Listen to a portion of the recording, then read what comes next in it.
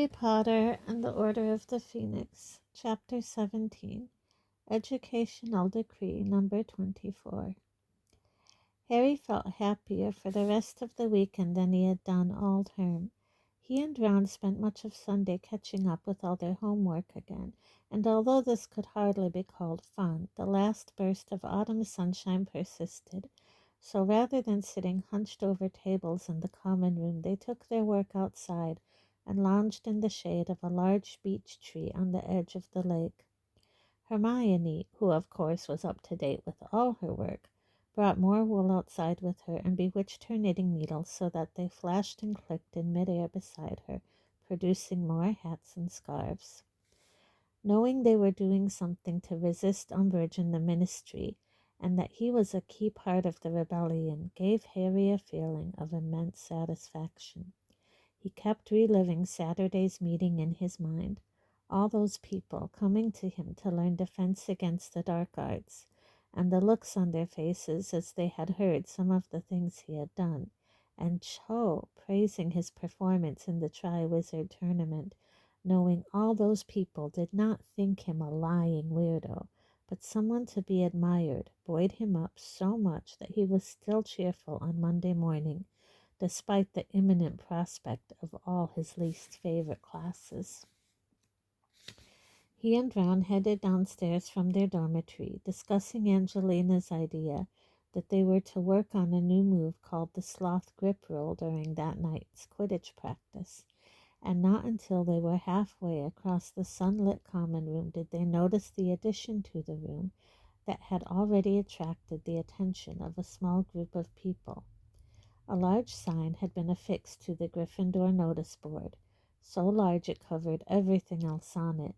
The list of second-hand spellbooks for sale, the regular reminders of school rules from Argus Filch, the Quidditch team training timetable, the offers to barter certain chocolate frog cards for others, the Weasleys' latest advertisement for testers, the dates of the Hogsmeade weekends, and the lost and found notices. The new sign was printed in large black letters, and there was a highly official-looking seal at the bottom beside a neat and curly signature. By order of the High Inquisitor of Hogwarts, all student organizations, societies, teams, groups, and clubs are henceforth disbanded. An organization, society, team, group, or club is hereby defined as a regular meeting of 3 or more students. Permission to reform may be sought from the High Inquisitor, Professor Umbridge. No student, organization, society, team, group, or club may exist without the knowledge and approval of the High Inquisitor. Any student found to have formed or to belong to an organization, society, team, group, or club that has not been approved by the High Inquisitor will be expelled. The above is in accordance with Educational Decree Number 24. Signed, Dolores Jane Umbridge, High Inquisitor. Harry and Ron read the notice over the heads of some anxious-looking second years. "Does this mean they're going to shut down the Gobstones Club?" one of them asked his friend. "I reckon you'll be okay with gobstones," Ron said darkly, making the second year jump. "I don't think we're going to be as lucky, though, do you?" he asked Harry as the second years hurried away. Harry was reading the notice through again. The happiness that had filled him since Saturday was gone. His insides were pulsing with rage. "This isn't a coincidence," he said, his hands forming fists. "She knows." "She can't," said Ron at once. "There were people listening in that pub, and let's face it, we don't know how many of the people who turned up we can trust. Any of them could have run off and told Umbridge."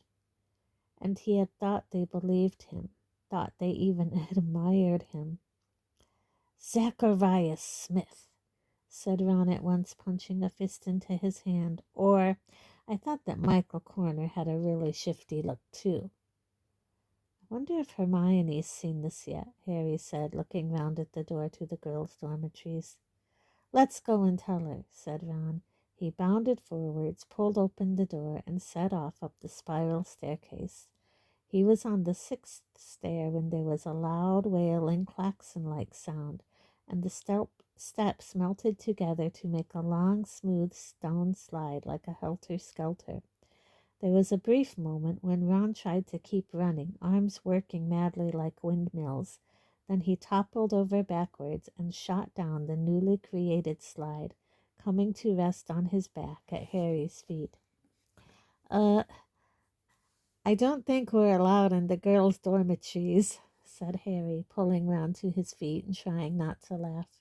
2 fourth-year girls came zooming gleefully down the stone slide. Oh, who tried to get upstairs? They giggled happily, leaping to their feet and ogling Harry and Ron. Me, said Ron, who was still rather disheveled. I didn't realize that would happen. It's not fair, he added to Harry as the girls headed off for the portrait hole, still giggling madly. Hermione's allowed in our dormitory. How come we're not allowed? Well, it's an old-fashioned rule, said Hermione, who had just slid neatly onto a rug in front of them and was now getting to her feet. But it says in Hogwarts history that the founders thought boys were less trustworthy than girls. Anyway, why were you trying to get in there? To see you. Look at this, said Ron, dragging her over to the notice board. Hermione's eyes slid rapidly down the notice. Her expression became stony. Someone must have blabbed to her, Ron said angrily. They can't have done, said Hermione in a low voice. You're so naive, said Ron. You think just because you're all honorable and trustworthy. No, they can't have done because I put a jinx on that piece of parchment we all signed, said Hermione grimly. Believe me, if anyone's run off and told Umbridge, we'll know exactly who they are, and they will really regret it. What'll happen to them? Said Ron eagerly. Well, put it this way, said Hermione. It'll make Eloise Midgen's acne look like a couple of cute freckles. Come on, let's get down to breakfast and see what the others think. I wonder whether this has been put up in all the houses. It was immediately apparent on entering the Great Hall that Umbridge's sign had not only appeared in Gryffindor Tower. There was a peculiar intensity about the chatter and an extra measure of movement in the hall, as people scurried up and down their tables, conferring on what they had read. Harry, Ron, and Hermione had barely taken their seats when Neville, Dean, Fred, George, and Ginny descended upon them. Did you see it? Do you reckon she knows? What are we going to do? They were all looking at Harry. He glanced around to make sure there were no teachers near them. We're going to do it anyway, of course, he said quietly. Knew you'd say that, said George, beaming and thumping Harry on the arm. The prefects as well, said Fred, looking quizzically at Ron and Hermione. Of course, said Hermione coolly. Here come Ernie and Hannah Abbott, said Ron, looking over his shoulder, and those Ravenclaw blokes, and Smith, and no one looks very spotty. Hermione looked alarmed. Never mind spots, the idiots can't come over here now. It'll look really suspicious. Sit down, she mouthed to Ernie and Hannah, gesturing frantically to them to rejoin the Hufflepuff table. Later. We'll talk to you later. I'll tell Michael, said Ginny impatiently, swinging herself off her bench. The fool, honestly. She hurried off towards the Ravenclaw table. Harry watched her go. Cho was sitting not far away, talking to the curly-haired friend she had brought along to the Hogshead. Would Umbridge's notice scare her off meeting them again? But the full repercussions of the sign were not felt until they were leaving the Great Hall for History of Magic. Harry! Ron! It was Angelina, and she was hurrying towards them, looking perfectly desperate. It's okay, said Harry quietly when she was near enough to hear him. We're still going to... You realize she's including Quidditch in this, Angelina said over him. We have to go and ask permission to reform the Gryffindor team. What? Said Harry. No way, said Ron, appalled. You read the sign. It mentions teams, too. So listen, Harry, I am saying this for the last time. Please, please don't lose your temper with Umbridge again, or she might not let us play any more. Okay, okay, said Harry, for Angelina looked as though she was on the verge of tears. Don't worry, I'll behave myself. Bet Umbridge is in History of Magic, said Ron grimly as they set off for Binns's lesson. She hasn't inspected Binns yet. Bet you anything she's there. But he was wrong. The only teacher present when they entered was Professor Binns, floating an inch or so above his chair as usual, and preparing to continue his monotonous drone on giant wars. Harry did not even attempt to follow what he was saying today. He doodled idly on his parchment, ignoring Hermione's frequent glares and nudges, until a particularly painful poke in the ribs made him look up angrily. "What?" She pointed at the window. Harry looked round. Hedwig was perched on the narrow window ledge, gazing through the thick glass at him, a letter tied to her leg. Harry could not understand it. They had just had breakfast. Why on earth hadn't she delivered the letter then, as usual? Many of his classmates were pointing out Hedwig to each other, too. "Oh, I've always loved that owl. She's so beautiful," Harry heard Lavender sigh to Parvati. He glanced round at Professor Binns, who continued to read his notes, serenely unaware that the class's attention was even less focused upon him than usual. Harry slipped quietly off his chair, crouched down, and hurried along the row to the window, where he slid the catch and opened it very slowly. He had expected Hedwig to hold out her legs so that he could remove the letter and then fly off to the owlry. But the moment the window was open wide enough, she hopped inside, hooting dolefully. He closed the window with an anxious glance at Professor Binns, crouched low again, and sped back to his seat with Hedwig on his shoulder. He regained his seat, transferred Hedwig to his lap, and made to remove the letter tied to her leg. Only then did he realize that Hedwig's feathers were oddly ruffled. Some were bent the wrong way, and she was holding one of her wings at an odd angle. "She's hurt," Harry whispered, bending his head low over her. Hermione and Ron leaned in closer. Hermione even put down her quill. "Look, there's something wrong with her wing." Hedwig was quivering. When Harry made to touch the wing, she gave a little jump, all her feathers on end, as though she was inflating herself, and gazed at him reproachfully. "Professor Binns," said Harry loudly, and everyone in the class turned to look at him. "I'm not feeling well." Professor Binns raised his eyes from his notes, looking amazed, as always, to find the room in front of him full of people. "Not feeling well," he repeated hazily. "Not at all well," said Harry firmly, getting to his feet with Hedwig concealed behind his back. "I think I need to go to the hospital wing." "Yes," said Professor Binns, clearly very much wrong-footed. Yes, hospital wing. Well, off you go then, Perkins." Once outside the room, Harry returned Hedwig to his shoulder and hurried off up the corridor, pausing to think only when he was out of sight of Binns's door. His first choice of somebody to cure Hedwig would have been Hagrid, of course, but as he had no idea where Hagrid was, his only remaining option was to find Professor Grubbly Plank and hope she would help. He peered out of a window at the blustery, overcast grounds. There was no sign of her anywhere near Hagrid's cabin. If she was not teaching, she was probably in the staff room. He set off downstairs, Hedwig hooting feebly as she swayed on his shoulder. 2 stone gargoyles flanked the staff room door. As Harry approached, one of them croaked, "You should be in class, Sonny Jim." "This is urgent," said Harry curtly. "Ooh, urgent, is it?" said the other gargoyle in a high-pitched voice. "Well, that's put us in our place, hasn't it?" Harry knocked. He heard footsteps, then the door opened, and he found himself face to face with Professor McGonagall. "You haven't been given another detention," she said at once, her square spectacles flashing alarmingly. "No, Professor," said Harry hastily. "Well then, why are you out of class?" "It's urgent, apparently," said the second gargoyle snidely. I'm looking for Professor Grubbly Plank, Harry explained. It's my owl. She's injured. Injured owl, you say? Professor Grubbly Plank appeared at Professor McGonagall's shoulder, smoking a pipe and holding a copy of the Daily Prophet. Yes, said Harry, lifting Hedwig carefully off his shoulder.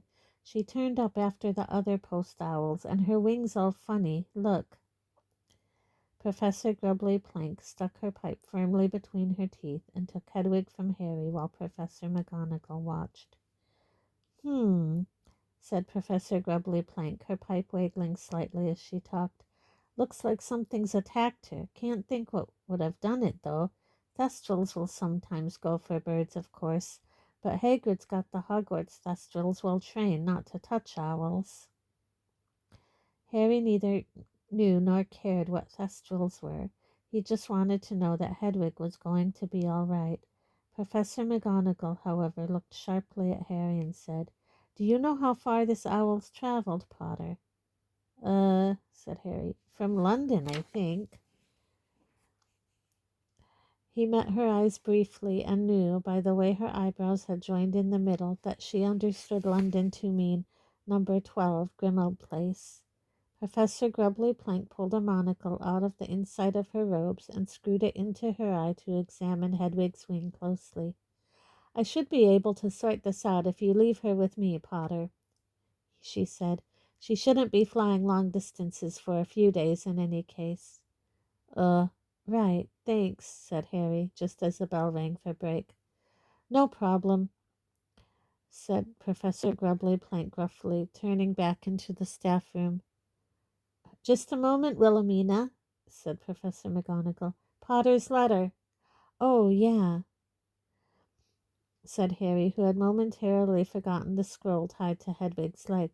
Professor Grubbly Plank handed it over and then disappeared into the staff room carrying Hedwig, who was staring at Harry as though unable to believe he would give her away like this. Feeling slightly guilty, he turned to go, but Professor McGonagall called him back. Potter. Yes, Professor?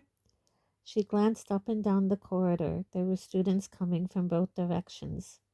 Bear in mind, she said quickly and quietly, her eyes on the scroll in his hand, that channels of communication in and out of Hogwarts may be being watched, won't you? Aye, said Harry, but the flood of students rolling along the corridor was almost upon him.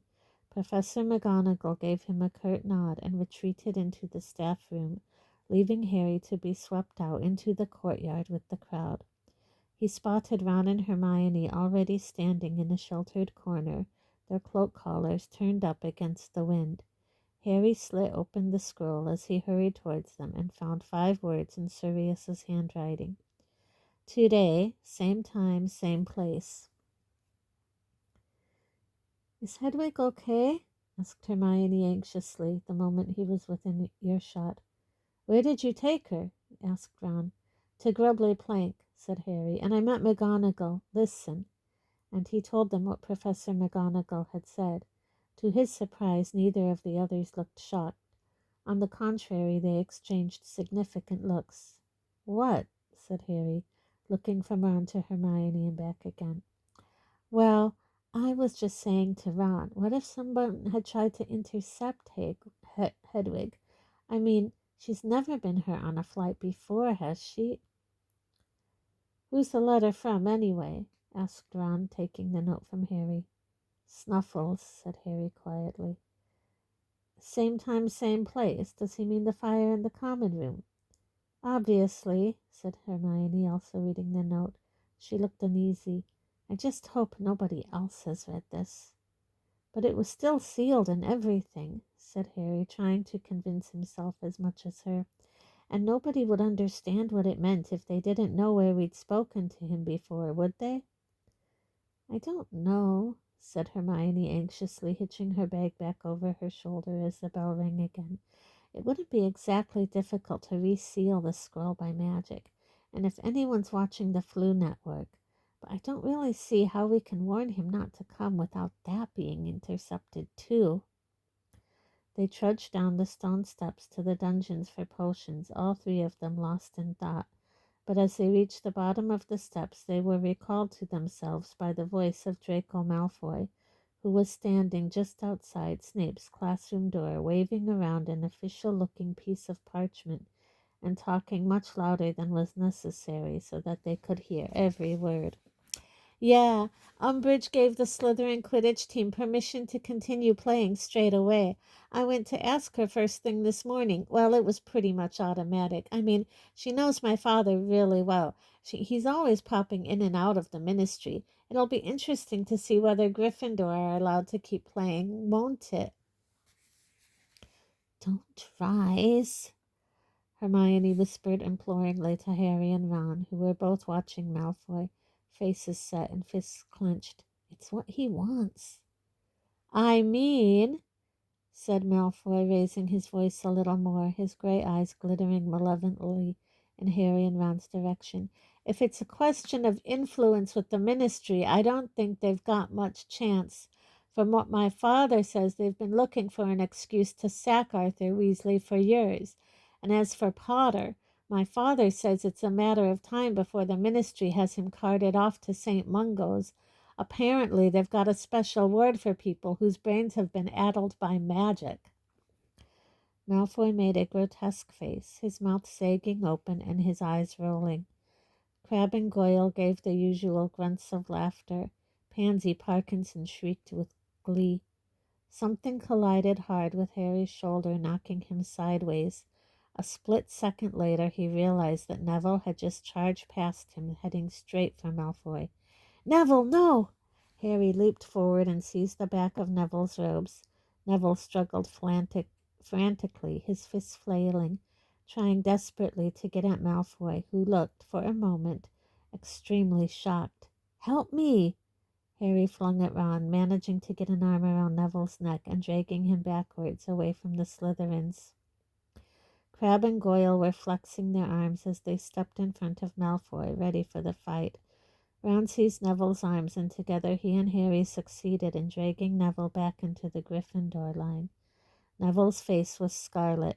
The pressure Harry was exerting on his throat rendered him quite incomprehensible, but odd words spluttered from his mouth. Not funny. Don't. Mungo's. Show him. The dungeon door opened. Snape appeared there. His black eyes swept up the Gryffindor line to the point where Harry and Ron were wrestling with Neville. Fighting, Potter, Weasley, Longbottom, Snape said in his cold, sneering voice. 10 points from Gryffindor. Release Longbottom, Potter, or it will be detention. Inside, all of you. Harry let go of Neville, who stood panting and glaring at him.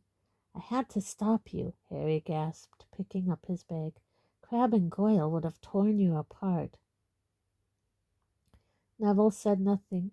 He merely snatched up his own bag and stalked off into the dungeon. What in the name of Merlin, said Ron slowly as they followed Neville, was that about? Harry did not answer. He knew exactly why the subject of people who were in St. Mungo's because of magical damage to their brains was highly distressing to Neville, but he had sworn to Dumbledore that he would not tell anyone Neville's secret. Even Neville did not know Harry knew. Harry, Ron, and Hermione took their usual seats at the back of the class, pulled out parchment quills and their copies of 1,000 Magical Herbs and Fungi. The class around them was whispering about what Neville had just done, but when Snape closed the dungeon door with an echoing bang, everybody immediately fell silent. You will notice, said Snape in his low, sneering voice, that we have a guest with us today. He gestured towards the dim corner of the dungeon, and Harry saw Professor Umbridge sitting there, clipboard on her knee. He glanced sideways at Ron and Hermione, his eyebrows raised. Snape and Umbridge, the two teachers he hated most. It was hard to decide which one he wanted to triumph over the other. We are continuing with our strengthening solution today. You will find your mixtures as you left them last lesson. If correctly made, they should have matured well over the weekend. Instructions, he waved his wand again, on the board. Carry on. Professor Umbridge spent the first half hour of the lesson making notes in her corner. Harry was very interested in hearing her question Snape, so interested that he was becoming careless with his potion again. "Salamander blood, Harry," Hermione moaned, grabbing his wrist to prevent him adding the wrong ingredient for the third time. "Not pomegranate juice."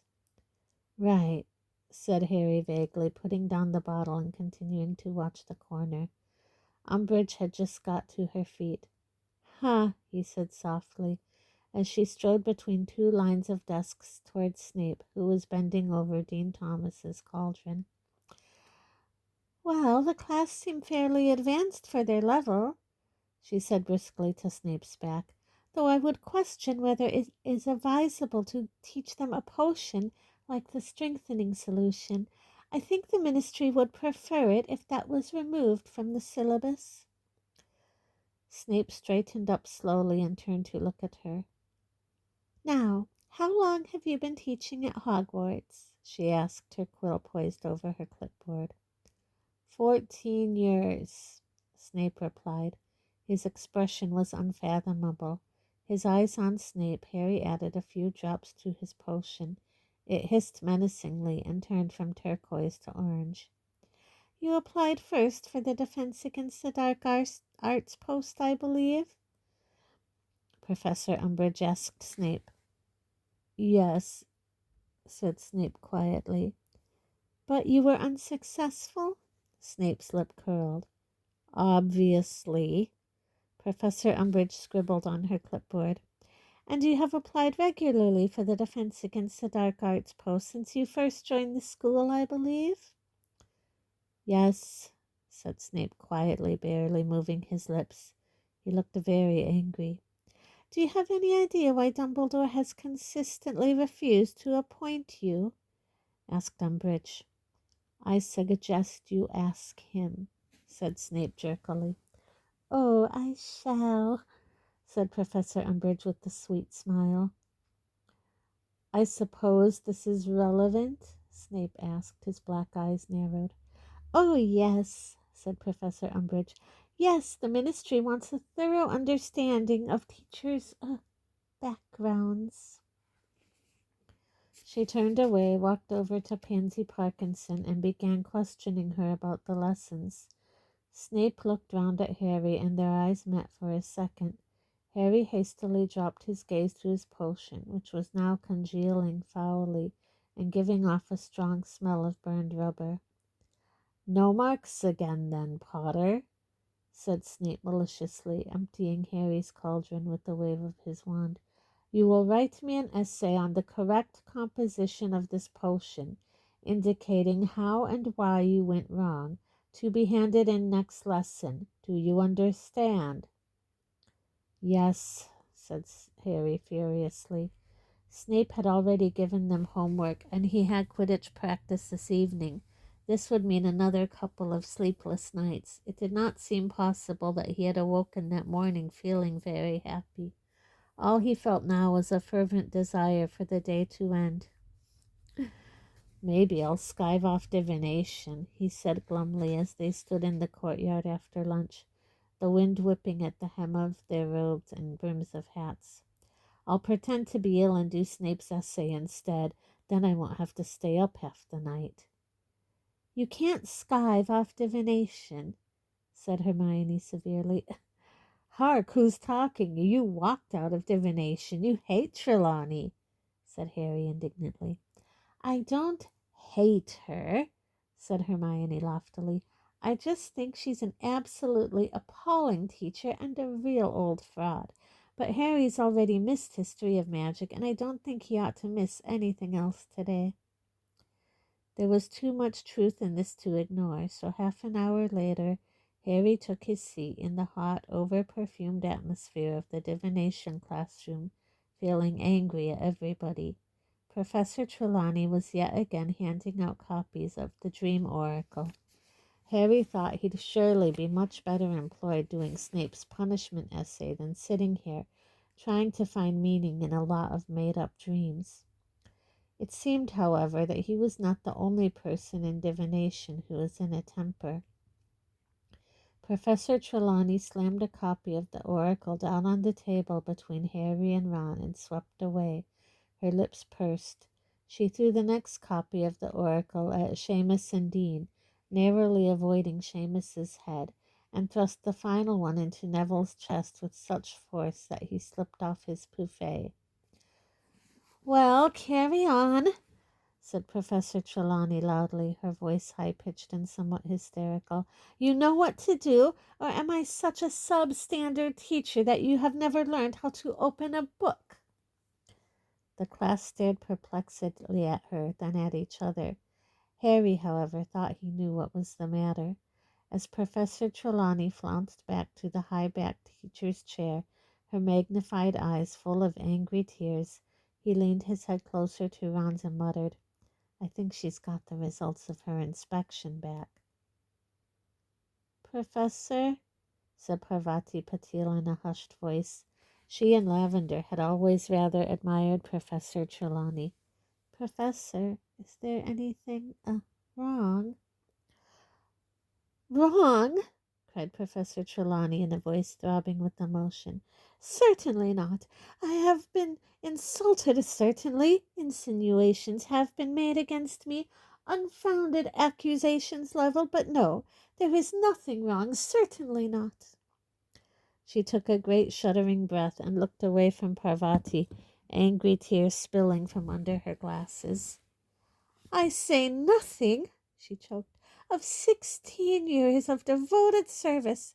It has passed apparently unnoticed, but I shall not be insulted. No, I shall not." "But, Professor, who's insulted you?" asked Parvati timidly. "The establishment," said Professor Trelawney in a deep, dramatic, wavering voice. "Yes, those with eyes too clouded by the mundane to see as I see, to know as I know. Of course we seers have always been feared, always persecuted. It is, alas, our fate." She gulped, dabbed at her wet cheeks with the end of her shawl. Then she pulled a small embroidered handkerchief from her sleeve and blew her nose very hard with a sound like Peeves blowing a raspberry. Ron sniggered. Lavender shot him a disgusted look. "Professor," said Parvati, "do you mean, is it something Professor Umbridge—" "Do not speak to me about that woman," cried Professor Trelawney, leaping to her feet, her beads rattling and her spectacles flashing. "Kindly continue with your work." And she spent the rest of the lesson striding among them, tears still leaking from behind her glasses, muttering what sounded like threats under her breath. "May well choose to leave the indignity of it on probation. We shall see how she dares." "You and Umbridge have got something in common," Harry told Hermione quietly when they met again in Defense Against the Dark Arts. "She obviously reckons Trelawney's an old fraud, too. Looks like she's put her on probation." Umbridge entered the room as he spoke, wearing her black velvet bow and an expression of great smugness. "Good afternoon, class." "Good afternoon, Professor Umbridge," they chanted drearily. "Wands away, please." But there was no answering flurry of movement this time. Nobody had bothered to take out their wands. "Please turn to page 34 of Defensive Magical Theory and read the 3rd chapter, entitled The Case for Non-Offensive Responses to Magical Attack. There will be—" "No need to talk," Harry, Ron, and Hermione said together under their breaths.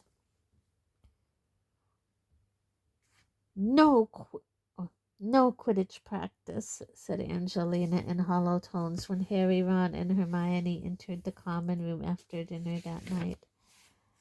"But I kept my temper," said Harry, horrified. "I didn't say anything to her, Angelina. I swear I know, said Angelina miserably. "She just said she needed a bit of time to consider." "Consider what?" said Ron angrily. "She's given the Slytherins permission. Why not us?"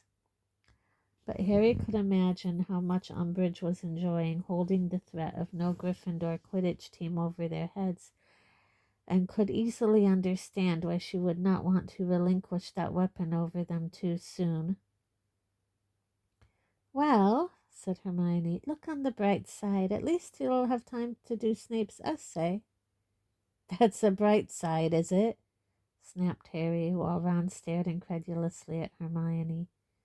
"No Quidditch practice and extra potions." Harry slumped down into a chair, dragged his potions essay reluctantly from his bag, and set to work. It was very hard to concentrate, even though he knew Sirius was not due in the fire until much later. He could not help glancing into the flames every few minutes just in case. There was also an incredible amount of noise in the room. Fred and George appeared finally to have perfected one type of skiving snack box, which they were taking turns to demonstrate to a cheering and whooping crowd. First, Fred would take a bite out of the orange end of a chew, at which he would vomit spectacularly into a bucket they had placed in front of them. Then he would force down the purple end of the chew, at which the vomiting would immediately cease. Lee Jordan, who was assisting the demonstration, was lazily vanishing the vomit at regular intervals with the same vanishing spell Snape kept using on Harry's potions. What with the regular sounds of retching, cheering, and the sound of Fred and George taking advance orders from the crowd, Harry was finding it exceptionally difficult to focus on the correct method for strengthening solution. Hermione was not helping matters. The cheers and the sound of vomit hitting the bottom of Fred and George's bucket were punctuated by her loud and disapproving sniffs, which Harry found, if anything, more distracting. "Just go and stop them, then," he said irritably after crossing out the wrong weight of powdered griffin claw for the fourth time. "I can't. They're not technically doing anything wrong," said Hermione through gritted teeth. "They're quite within their rights to eat the foul things themselves, and I can't find a rule that says the other idiots aren't entitled to buy them, not unless they're proven to be dangerous in some way, and it doesn't look as though they are." She, Harry, and Ron watched George projectile vomit into the bucket, gulp down the rest of the chew, and straighten up, beaming with his arms wide to protracted applause. "You know, I don't get why Fred and George only got 3 owls each," said Harry, watching as Fred, George, and Lee collected gold from the eager crowd. "They really know their stuff." "Oh, they only know flashy stuff that's of no real use to anyone," said Hermione disparagingly. "No real use," said Ron in a strained voice. "Hermione, they've made about 26 galleons already." It was a long while before the crowd around the Weasley twins dispersed. Then Fred, Lee, and George sat up counting their takings even longer, so it was well past midnight when Harry, Ron, and Hermione finally had the common room to themselves. At long last Fred had closed the doorway to the boys' dormitories behind him, rattling his box of galleons ostentatiously so that Hermione scowled. Harry, who was making very little progress with his potions essay, decided to give it up for the night. As he put his books away, Ron, who was dozing lightly in an armchair, gave a muffled grunt, awoke, and looked blearily into the fire. "Sirius," he said. Harry whipped round. Sirius's untidy dark head was sitting in the fire again. "Hi," he said, grinning. "Hi," chorused Harry, Ron, and Hermione, all three kneeling down on the hearthrug. Crookshanks purred loudly and approached the fire, trying, despite the heat, to put his face close to Sirius's. "How are things?" said Sirius. "Not that good," said Harry, as Hermione pulled Crookshanks back to stop him singeing his whiskers. "The Ministry's forced through another decree, which means we're not allowed to have Quidditch teams."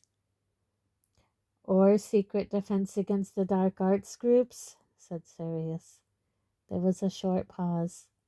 "How did you know about that?" Harry demanded. "You want to choose your meeting places more carefully," said Sirius, grinning still more broadly. The hogshead, I ask you.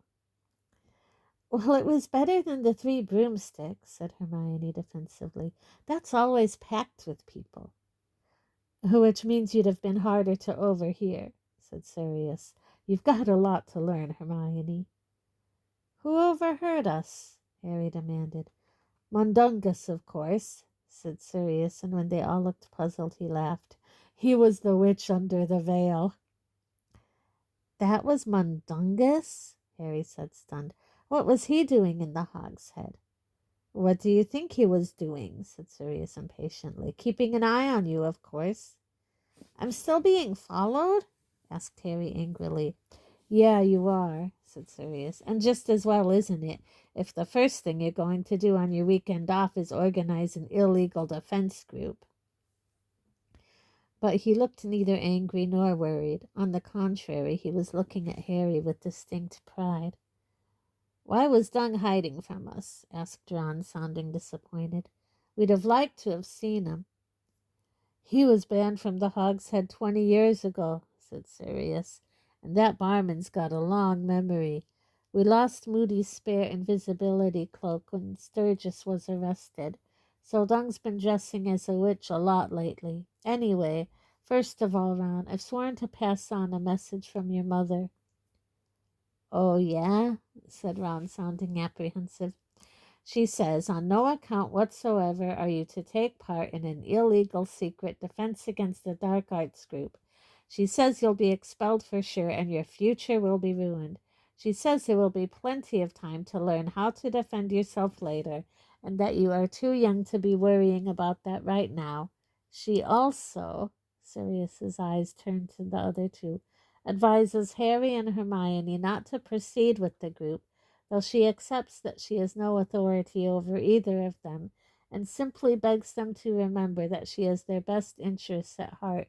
She would have written all this to you, but if the owl had been intercepted, you'd all have been in real trouble, and she can't say it for herself because she's on duty tonight. On duty doing what? Said Ron quickly. Never you mind, just stuff for the order, said Sirius. So it's fallen to me to be the messenger and make sure you tell her I passed it all on, because I don't think she trusts me to. There was another pause in which Crookshank's mewing attempted to paw Sirius's head, and Ron fiddled with the hole in the hearthrug. So you want me to say I'm not going to take part in the defense group? He muttered finally. Me? Certainly not, said Sirius, looking surprised. I think it's an excellent idea. You do? Said Harry, his heart lifting. Of course I do, said Sirius. Do you think your father and I would have lain down and taken orders from an old hag like Umbridge? But last term all you did was tell me to be careful and not take risks. Last year all the evidence was that someone inside Hogwarts was trying to kill you, Harry, said Sirius impatiently. This year we know there's someone outside Hogwarts who'd like to kill us all, so I think learning to defend yourselves properly is a very good idea.